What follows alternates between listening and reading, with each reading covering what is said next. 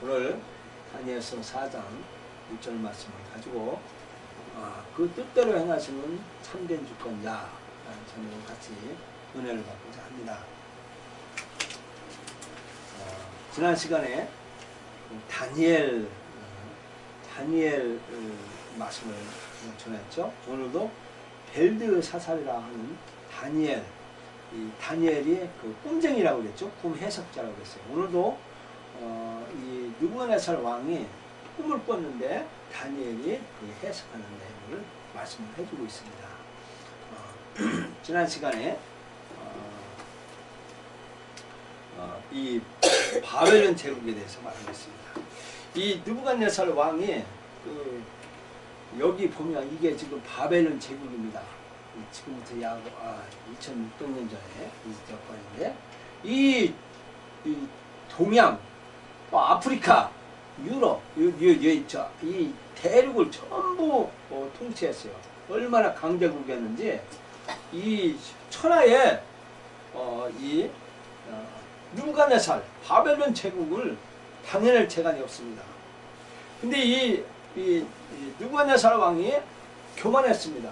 교만함으로 인하여 정신질환에 걸렸습니다. 이게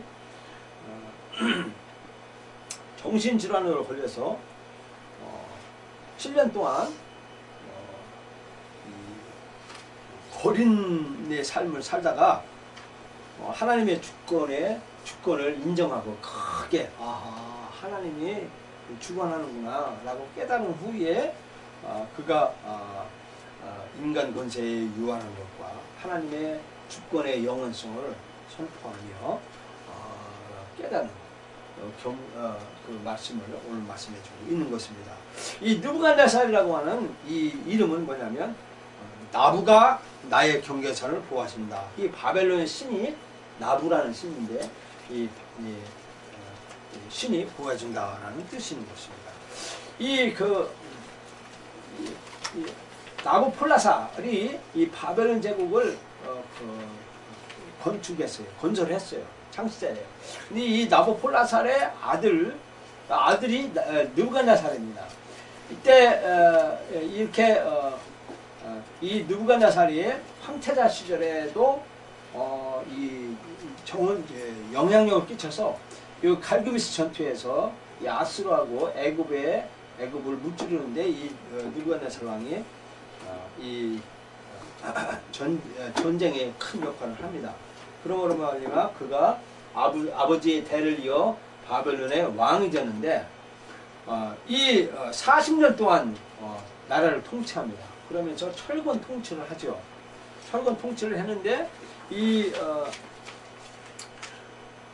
태평성대를 40년 동안 누리고 있었습니다. 이게 이 그림에 보면 여기 사람들입니다. 이게 실제 사람이에요. 여기가 조그만하죠. 근데 이런 건축물 양식들이 이게 바벨로니아 제국을 형성한 문화입니다. 이 문화가 이만큼 페르시아 문명, 이 바벨론 제국의 문명이 엄청났습니다.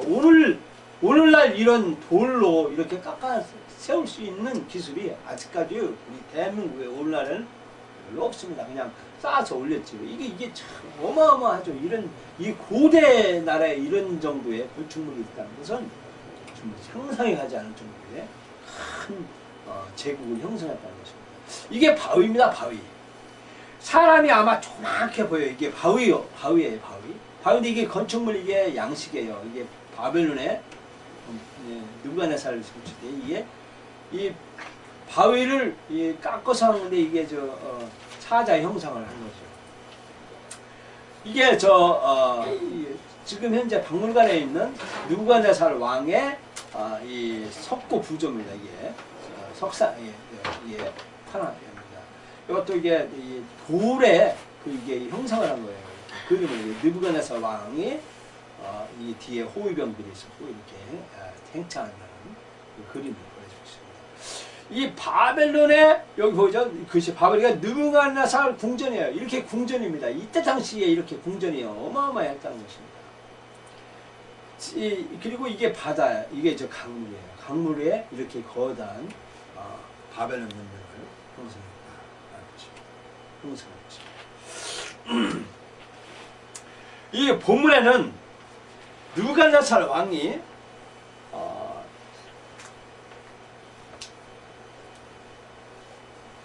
이제 꿈을 꿨습니다.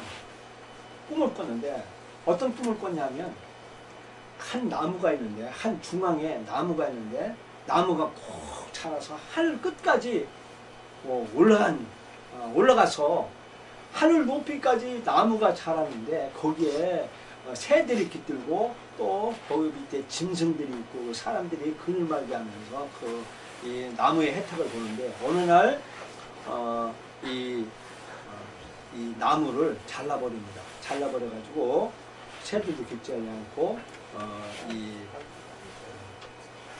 나무가 쓸모없게 통나무로 버리게 된다라는 것입니다. 그러나 구석이는 남게 된다고 그러는데 그러면서 7년 7회를 기다린다라고 하는 꿈을 꿨어요. 그래서 느부갓네살 왕이 번민하는 거예요. 이 꿈이 뭔 꿈인가 하고서 이 박스들한테 다 얘기를 해서 꿈을 해석을 못하는데 벨드사살이라는 다니엘만 이 꿈을 해석하는 겁니다. 이 꿈을 듣고 나서 놀라 자빠져 놀라 벙벙 어리벙벙해지는 겁니다. 이 꿈이요 너무나도 엄청난 꿈이에요. 그러면서 이 벨드사살이 꿈 이야기를 합니다. 이 다니엘이 왕이요 그 꿈은 왕의 권세가 그렇게 하늘같이 큰 나무같이 하늘을 높을지도 모르고 큰 권세를 누렸고 왕의 그 권력으로 많은 사람들이 혜택을 입고 하집니다. 그러니까 왕이 사랑과 공의를 행하고 왕이 가난한 자를 도와준다면 하나님이 뜻을 돌이켜서 왕을 견고케 할지 모릅니다. 왕의 나라가 오래 갈지 모릅니다. 그러니까 제발 가난한 사람 좀 도와주세요. 이렇게 벨드사살 다니엘이 그 느부갓네살 왕에게 관하는 겁니다. 근데 1년 동안 12달이 지날도록 왕은 그 일을 가난한 사람을 도와주지 않습니다.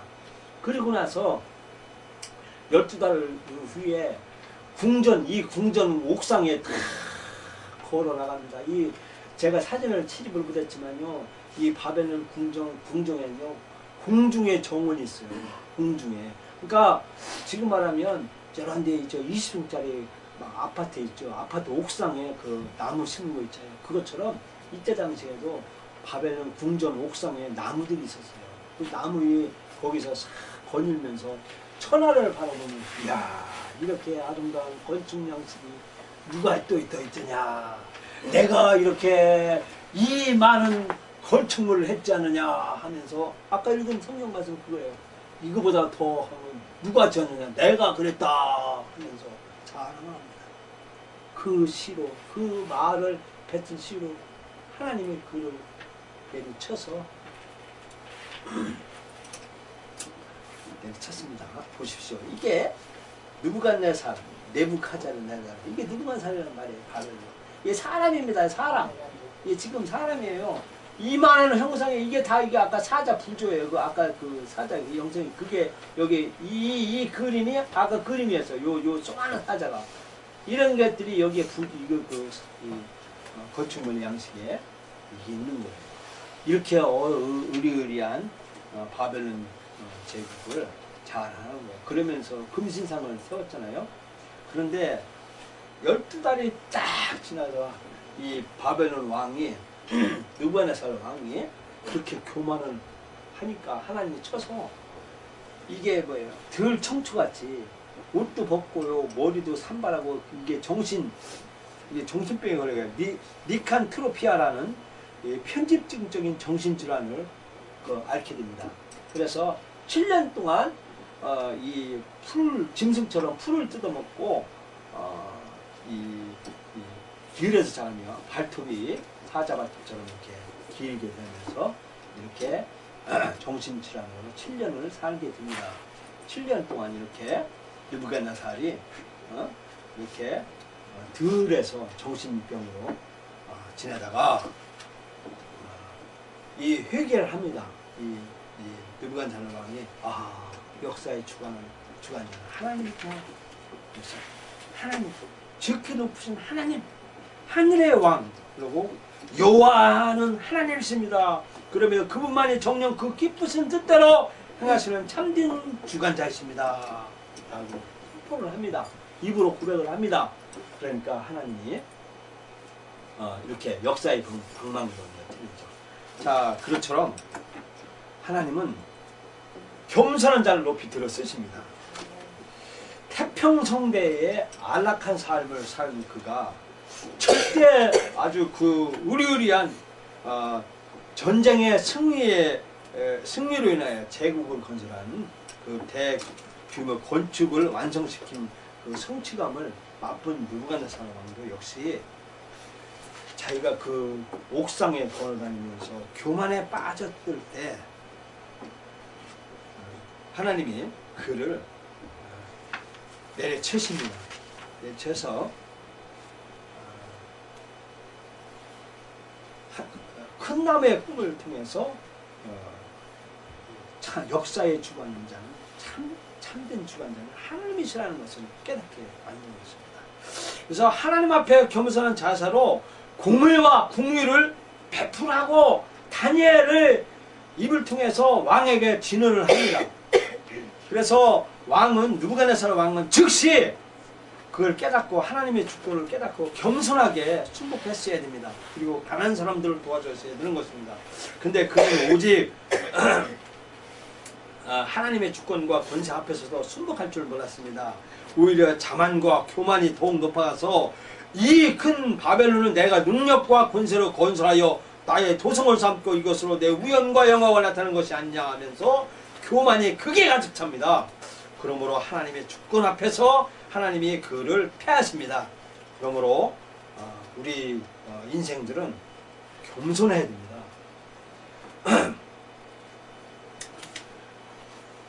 또 가장 높은 데 처한 자일지라도 가장 낮은 데로 이끌어 되신 분은 하나님이십니다.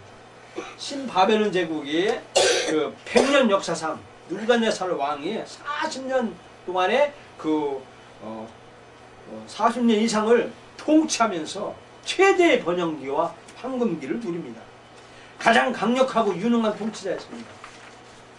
그럼에도 그가 하나님께서 땅 중앙에 나무를 꼭대기같이 올리듯이 그렇게 영화로운 그 국가의 통치자라도 하나님이 그를 치시니까 일종의 리칸트로피아라는 편직방적인 정신비아 질환으로 미친 사람이 되어서 7년 동안을 비참하게 삶을 삽니다. 이때야 그는 7년 동안 처절한 고난을 살며 옛날의 권세와 영화를 찾아볼 길이 없던 그가 자신의 비참한 것을 돌아보며 인간 나사를 다스리시는 자는 참된 자가 하나님이라는 것을 똑똑하게 깨달았습니다. 저는 우리 형님이 저보다 3살 위입니다. 지금 시골에 집사로 계십니다. 형수님도 집사로 계십니다. 처음에 결혼할 때 형수님이 그렇게 마음에 안 들어서 그래서 결혼하지 말라고 제가 핍박을 했어요. 근데 그게 하나님이 그거 싫어하세요. 저 노숙자 생활 많이 했습니다. 저요. 그 노숙자 생활을 했어요. 하나님이 좀 그렇게 맞추시더라고요. 근데 교만하면 하나님이 치십니다. 그래서 하나님의 뜻대로 인간 역사를 주관하시는 분, 이분을 인정하는 사람, 이게 참 중요합니다. 그래서 대궐을 건축하는 거, 그게 중요한 거 아니에요. 대리석으로 크게 하고 높이 하는 거 중요한 거 아니더라고요. 중요한 거 공의와 궁유를 베푸는다. 이게 정말 우리 인생의 삶에서 가장 중요하다는 것을 가르쳐주고 있습니다. 본문 말씀에서 그렇게 가지고 있어요. 하나님은 자기의 뜻대로 교만한 삶, 교만한 그 왕의 권세를 꺾으셨습니다. 그러면서 그 왕이 이렇게 고백을 합니다. 피조물 된 인간이 창조주 되시는 하나님의 사역에 결코 반박하거나 도적할 수 없다는 것입니다. 우리 인간은 하나님이 빚으신 질그릇과 같은 것입니다. 그래서 하나님께 왜 나를 이렇게 만들었느냐, 그리고 하나님 앞에 막 대들든지 따질 수가 없다는 것입니다. 그래서 우리가 하나님이 우리에게 이렇게 빚은 우리 인간 이 모습 그대로 우리는 우리의 삶이 사랑으로 삶을 살아야 되는 것입니다. 그리고 공의로 우리는 삶을 살고 공의를 베풀어야 되는 것입니다. 그래서 우리는 창조주 하나님께 믿음으로 담아 아멘. 나를 이렇게 만드신 분이 하나님이십니다. 그러니 내가 이 모양 이렇게 하나님이 나를 만드셨으니 내가 나 같은 사람, 나보다 더 어려운 사람을 내가 도와주겠습니다. 그리고 가난한 사람하고 같이 함께하는 인생을 살겠습니다. 라고 하는 그 신앙 고백, 이런 고백을 할 때 하나님이 기뻐하신다는 사실입니다. 자, 성도 여러분, 오늘 큰 나무의 꿈, 이것은 옛 이야기가 아닙니다. 오래된 옛 이야기가 아닙니다. 오늘도 그 계시의 교훈은 우리에게도 여전히 유효한 메시지입니다. 이 메시지는 무엇입니까? 하나님께서는 정령 겸손한 자를 기뻐하시고 그를 들어 쓰신다는 것입니다. 그리고 또한 교만한 자는 아무리 높은 데 처할지라도 하나님께서 끌어내시사 가장 비천한 데 두신다는 것입니다. 그러므로 우리는 하나님의 기쁘신 뜻을 따라 행하는 절대 주권자라는 사실을 인정하고 하나님께서 우리의 생사화복과 빈무기천을 주관하시는 분은 하나님이라 하신 사실을 알고 우리 인간 역사를 주장하시는 분도 하나님이라는 것을 알고 우리를 주관하는 분은 세상의 권력자나 군왕의 또는 땅의 권력자가 아니라는 사실, 그리고 우리를 주관하시는 분은 하나님이시라는 사실을 고백한다는 사실입니다. 자, 오늘 우리는 느부갓네살이 꿈을 꾸고 다니엘이 해석한 큰 나무의 꿈은 우리에게 무엇을 계시합니까? 그 꿈은 무엇을 나타내십니까? 이 큰 나무의 꿈은 우리에게는 그것을 우리에게 교만을 가져다 줄 것 뿐이라는 사실입니다. 그러므로 우리는 하나님이 나에게 주신 그 사랑에, 하나님이 나에게 준 그 사명이 뭐냐? 사랑을 하라는 그 사명. 하나님이 우리에게 비춰주신 그 빛이 뭐냐면 사랑입니다. 그 사랑과 공의를 베풀어 그런 계시를 받았으면 우리는 그 계시를 남들한테 나타내주고 그 삶을 사는 것이 말로 가장 값지고 가장 보름지고 하나님께 영광 돌리는 삶이라는 사실입니다. 우리 그런 삶을 사는 여러분과 저와 되기를 예수님의 이름으로 축원합니다.